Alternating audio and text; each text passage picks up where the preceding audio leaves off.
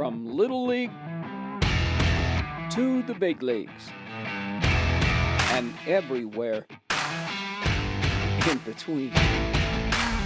From one stage to another. Passion is my middle name. I'm J.J. Davis. This is In Focus.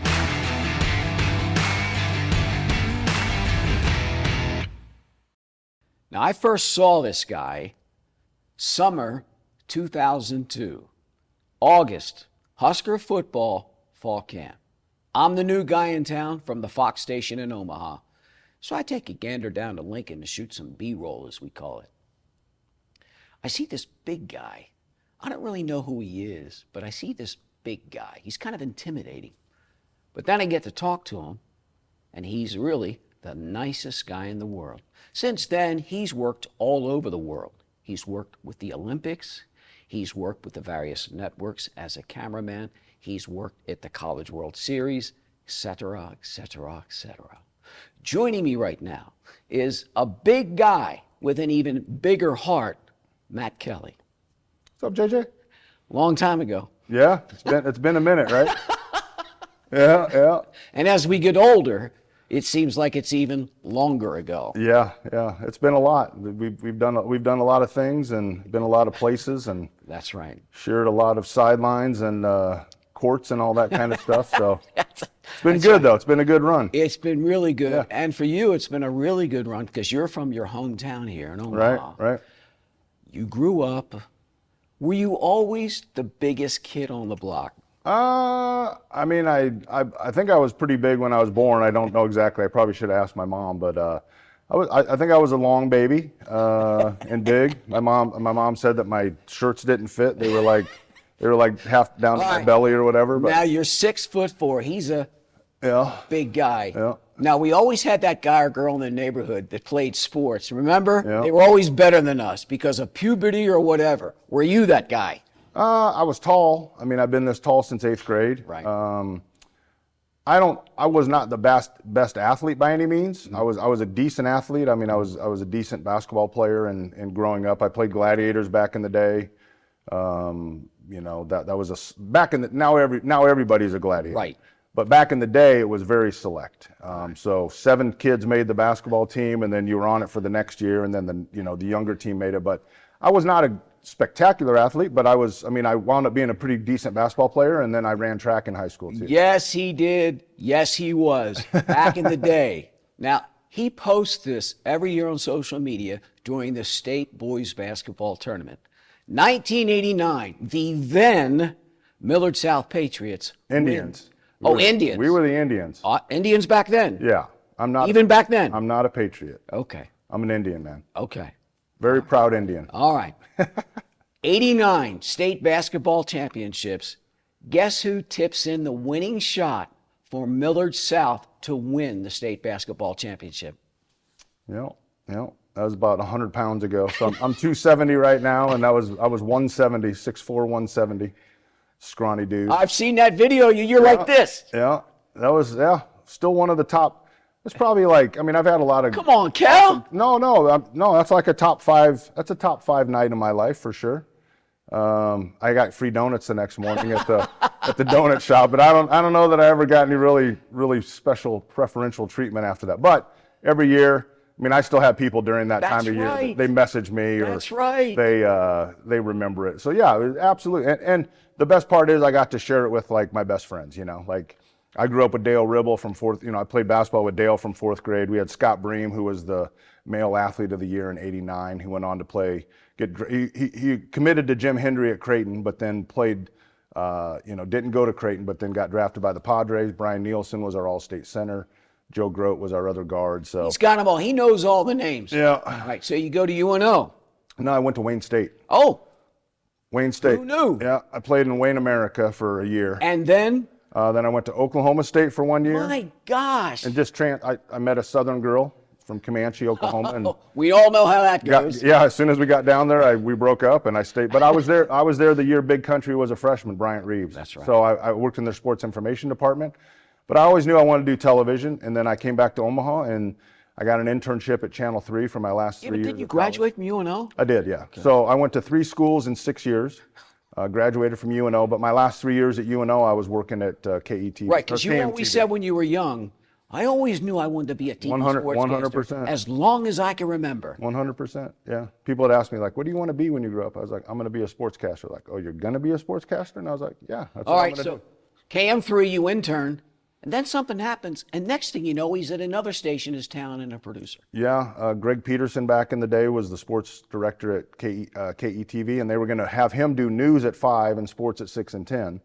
So they needed a sports producer. So I was out one night and Greg called me over to his booth. He's like, hey, how would you like to come to work for me? And I was like, full-time sports? And he said, yeah. So I left Channel 3 after 3 years and went to KETV for a year and a half. And then I went to Des Moines, Iowa for weekend sports anchor. Yeah, with John Walters over at WI.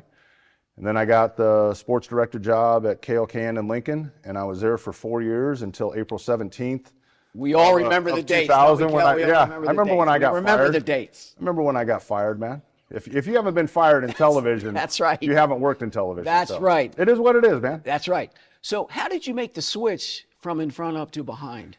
Well, obviously when you're at those smaller markets, Omaha, Des Moines, and Lincoln, I mean, they're decent sized markets, but they're still, we shot our own stuff, right? I always had a camera on my shoulder. That's right. And that was my passion. Like the on-air stuff was cool, but you know, my passion is being on the sidelines, being on the, you know, underneath the basket, being on a ring. You always are. You always are. So that for me, and not everybody's like that. I mean, there's some guys and ladies that, you know, their desire is to be on air. And like, while I didn't mind it and I actually enjoyed it, my passion is actually shooting and having a camera on my shoulder. So when I got fired in 2003, I had a buddy that had been our chief photographer in Lincoln, was back at Metro Sports in Kansas City, his hometown. Mm-hmm. So I started doing freelance work. And one time a guy was supposed to do like remember back in the day, there were pay-per-view football games in the preseason. It was a Husker game. And he's like, hey, I can't do this. Can you fill in for me? And I did that. And then I was like, how do I get paid for this? And the lady that I worked for said, hey, here's what you said. And I was like, wait a minute, I'm going to get paid this for doing this one time. And I realized that the freelance world is where I wanted to be. And I've been very fortunate. Like I've been very fortunate, and that's, you know, but I love having a camera on my shoulder. That's my life. But tell the folks how fortunate you've been. I most recently saw you on TV, NHL, Eastern Conference Finals, Florida, New York Rangers. They're flying you back and forth. I seen you between the benches. Yeah. Tell the folks how fortunate you've been, all the stuff you've done. Yeah, it's crazy. I mean, if somebody would have told me when I got fired in 2003 that, oh, by the way, you know, you're getting fired now, but you're going to do 3 Olympics. You know, I was in Sochi for 7 weeks, Rio for a month, Pyeongchang for a month. If they would have told me all that stuff, and all the stuff that I've been able to do since then, that's right. I would have thought they were crazy, but you know, it is what it is. And not that I didn't enjoy being on air and working in the affiliates, but I would get fired live every day on TV for a month to be where I'm at. But you talk about still being on the air, excuse me, and missing it. You started something here in town that still lives and breathes even without you. Yeah. I forget what year it was, but we started the Thursday Night Lights football broadcast. It was on KXVO. And I had awesome, you know, amazing. The fact that it was on a Thursday night was very beneficial for us because we could get the top camera operators and audio people. So because they could do our games on Thursday night and then they could still go do their, you know, college stuff or whatever they did on the weekend. So very fortunate, man. I mean, just so many people. It would take me a long time to name everybody, but they know who they are. But it was awesome. I've always said, this guy is a shaker and a mover. He always gets what he wants, but he does so in a nice, very classy way. 2019, what happens? 2019. You moved. Oh, yeah. I moved to Las Vegas, Nevada. Why? I had done the last 4 years of HBO boxing, and when I was in Vegas, I would just see that there was a market out there for what I did. And I would talk to the production people out there, and I kind of got to be friendly with them, some of them. And I've always liked Vegas. I'm not a big gambler or partier or anything, but I like the vibe, and I like I like living in a place that the rest of the world wants to come to. It's where the action is. Yeah, and it's become even more so now, Right. because now we have the Raiders are there. The Golden Knights have proven that hockey can exist in the desert, and they've won a. You've spent time with the Cup. Spent time with the I drank out of the cup. Drank out of the cup, and I actually had it on my. I started a podcast. Yes, he has his own podcast. Tell him about that as well. Yeah, it's called Both Sides of the Camera, since I've been on both sides of the camera. Not really, didn't take a brain surgeon to figure out that. But yeah, so I had the Stanley Cup on my very first episode, and then I got to drink out of it. So my buddies. You were in the corner during the Super Bowl, the winning touchdown pass with the Chiefs. He's handheld in the corner. Yeah, I was probably from me to, this camera from there, which is about, what, 15 feet, 10 feet. And I was the second camera out there with the CBS, and I was doing the in-house, but I was on the 49er sideline. I was right in that end zone, and, my camera lens is hitting like Travis Kelce in the helmet, and it was fun. But those are the moments we live for, right? They don't happen very often. And you can't think, because if you think, you're screwed. Yeah, and again, my height, height does benefit me, and then I'll even hold the camera up as well. I've seen you do that. And so those are the moments we live for. They don't happen all that often, but when they do, you're just like, people ask me why I do what I do. That's right. Those are the moments. And why I do what I do, because this moment I can't wait. Gone to the chapel and we're gonna get married. At the time of this taping, he's engaged, but at the time the show airs, We'll be married. Yeah. With who? Tina. Yeah, my best friend, my lady that's been with me through everything. We've been together a year and a half now. You proposed at the zoo. Proposed a year ago, June 14th, proposed of 2023, proposed on the Sky Safari at the zoo, and got engaged. And then a few months later, life changed. This isn't easy, because I've known Matt and I care about him. You changed. Can you talk about that?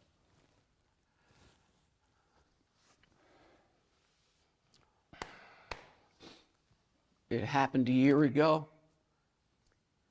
He finds out. Yeah, July 20th.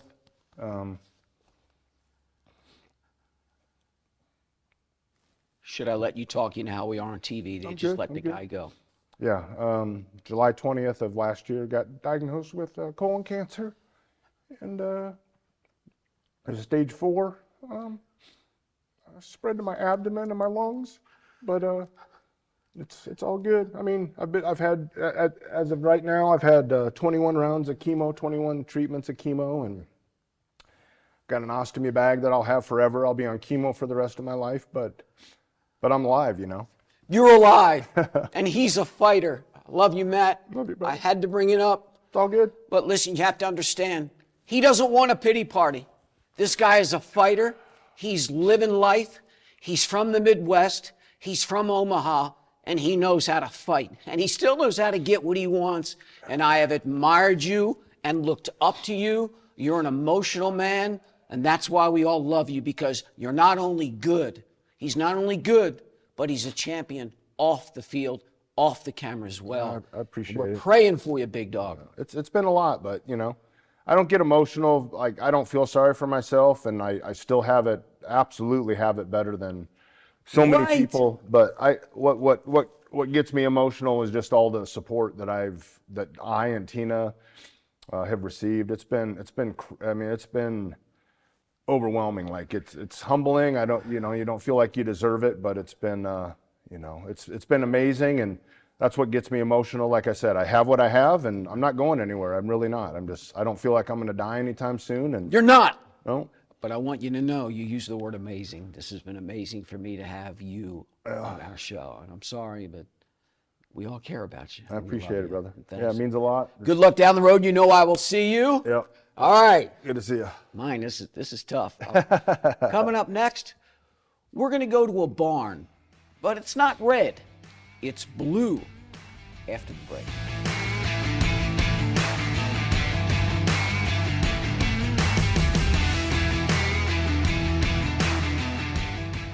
It had to be the late 2000s.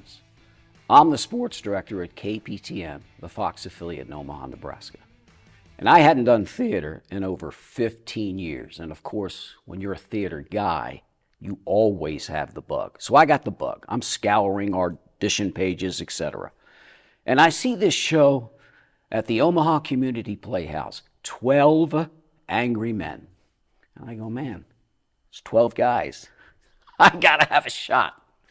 So I go. Next thing you know, I play the foreman in 12 Angry Men. And the guest director, Susan Clement. Well, joining me right now is the producing artistic director at the BLUEBARN Theater, Susan Clement.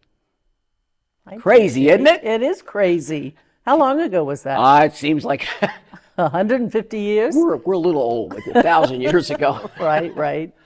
Tell me about the early years for you growing up, as you told me, in Florida and then Seattle. Oh, let's see. I lived in Florida, until I was 14. I had scoliosis. So, long story short, I was a hardcore gymnast. She was a gymnast, that's right. Yeah. She was a Class A gymnast at one time. Yeah, training for the Olympics. With those of you who are older, Kathy Johnson. That's right. Right. And then I was diagnosed with scoliosis at 14, had surgery, kind of ended my gymnastics career, which was fine. It actually was kind of an amazing time for me as a kid. How so? At 14, I felt very lucky to be able to have the surgery. It was only the 7th surgery of that kind, and my spine was traveling at a rate that they said it could paralyze me. And so my parents and I discussed, and they said, "Do you want to have the surgery?" I said, "Absolutely." And it actually was my first film. Seriously. Only you were the subject of it. Right. Yeah. So then, super successful, didn't have any issues with it, grew 4 inches on the operating table, changed my whole physique, kind of a crazy thing. And then we ended up moving to Seattle. So you moved to Seattle. Where does theater, the arts, enter the picture? Oh, that's a good question. I haven't thought about that for a long time. After I graduated high school, I did theater in high school. I actually did 12 Angry Men and Women, which is hilarious. Yeah.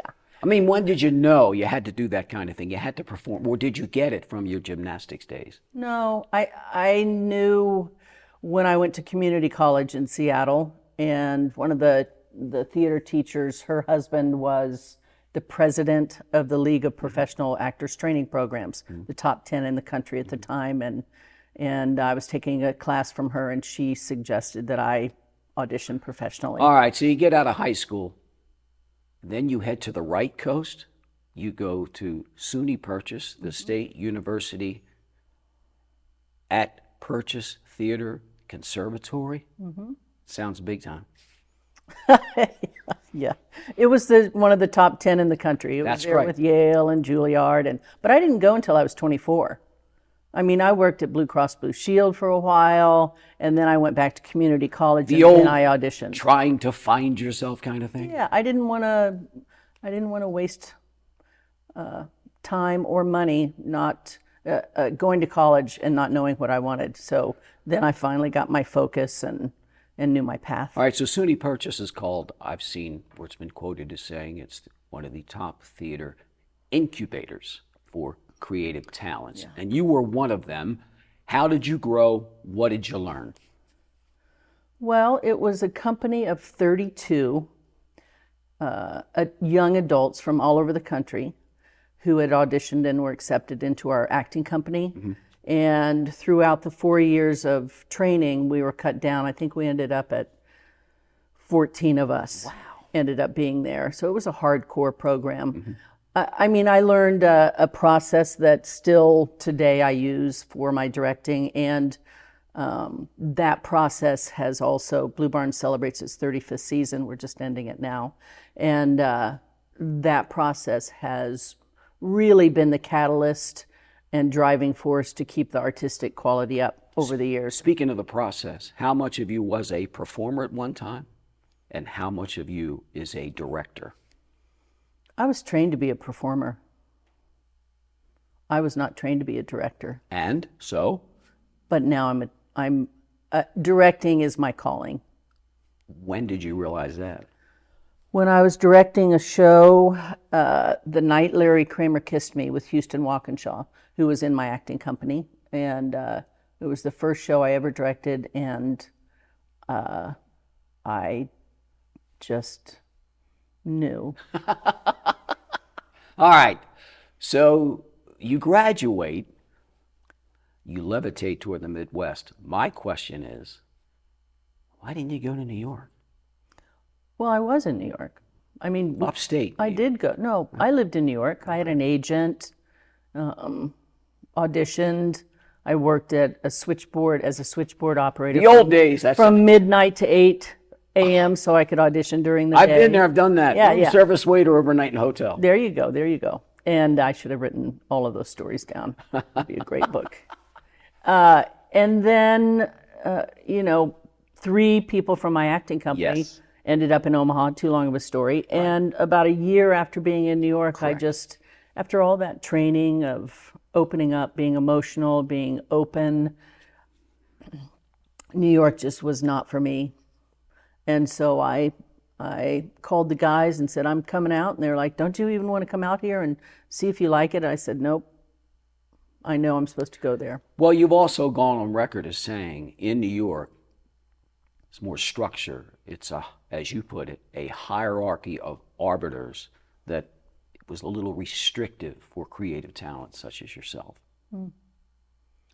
Yeah. I mean, I trained with those 3 actors, Kevin, Nils, and Houston, and we had a language and a connection that I knew the type of work they were doing out here. They'd been here a year, and I was like, why wouldn't I go to a place that I knew all of my training and everything would be honored, and I'd grow that way too. How did the name Blue Barn come to pass? I can't tell you, or I'd have to kill you. All right, so the Blue Barn is in various spaces, as we now say today, for 27 years. And you yourself have gone on record as saying that, I had to adjust my shows and I had to keep in mind the spaces that I was in. They were somewhat restrictive. Mm-hmm. Yeah, we started on 13th. Then we moved. We were without a home for about 3 years. Right. And then we got the space downtown in the old market. And all those spaces were conducive to a new shape of theater, right? Which was a challenge. Yeah, and it great. And you could still grow. Oh, absolutely. I kind of loved the old space in the sense that we had the pillars in the middle of the stage. You did some work there. Yes. In that space. But now our own home is you hit the nail on magic. The head. 2015, 10th and Pacific's, the Blue Barn Theater. And you've said, we define ourselves now. We get to do basically in every way, shape, or form what we want. That's right. And we always have. I mean, our mission, to provoke thought, emotion, action, and change, right? And we've never done mission creep, which is a real danger for theaters, I think, trying to get people to come. We do the work that makes our heart full of passion. Well, as I like to say, you've always led. You lead. Everybody else, to a degree, follows. Well, that's nice of you. Thank you. Now, what kind of person are you outside the barn? I'm not outside the barn very often. How would your friends describe you? Or you'd hope they describe I know, right? I think they would say I was silly. I don't show that side of me very often. All right. Let me tell you a story about Susan, the director. I'm lucky to get a part in Our Town. Okay? I played Professor Willard. I'm doing a scene, and Susan is literally standing right next to me going, stop acting, stop acting, stop acting. And of course, I don't know what the heck I'm doing. I'm just like, my God. That's not true. So that's the kind of director I think you are. You have a vision, and you want to see that vision. Yeah, I mean, I would hope as a director you have a vision, the narrative of the story, but also people who have talent, like you have talent, natural talent. No, you do. And sometimes we don't trust that as an That's actor, correct. right? That's so then I'm your third eye to say, Correct. just breathe and talk. Correct. And there you are, right? I'm old school. Yep. I'm old I've school covered too. a lot of sports, a lot of screaming, a lot of coaches grabbing face masks, a lot of that stuff. And Well, I I don't do that. Well, I know. It's a different kind of stage. But I've always felt like you're old school. You're tough. I know leaving rehearsals at times in a couple of shows that I've done, I've heard the actors quibble and quabble about how difficult you are, how tough you are. But I like it because that's the era that I came from. What do you say to that? I don't think that I'm tough. I think that I just expect people to fulfill what they can do on stage. And I think a lot of people underestimate themselves. And each person I direct, I try to connect with them and create a connection between the two of us. Different for like the show I'm doing right now, 7 women, but I've directed every single one differently because you get to know how somebody can hear you and how somebody wants to be talked to and what is the most supportive way. And some people like to be pushed like you do.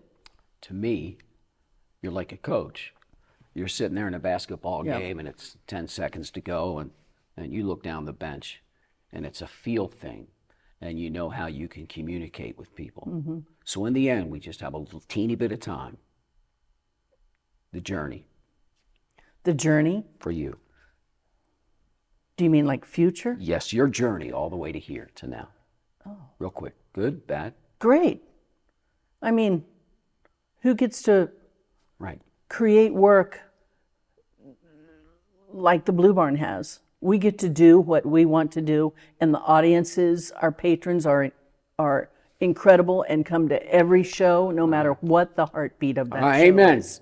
That's right. That's Susan Clement, producing artistic director. I'm on the shot now, forget it, of the Blue Barn Theater. I want to thank you from the bottom of my heart by joining me today. Thank and you, as I JJ. always like to say with Susan and myself, this latest edition of In Focus, thanks, and we'll see you around town.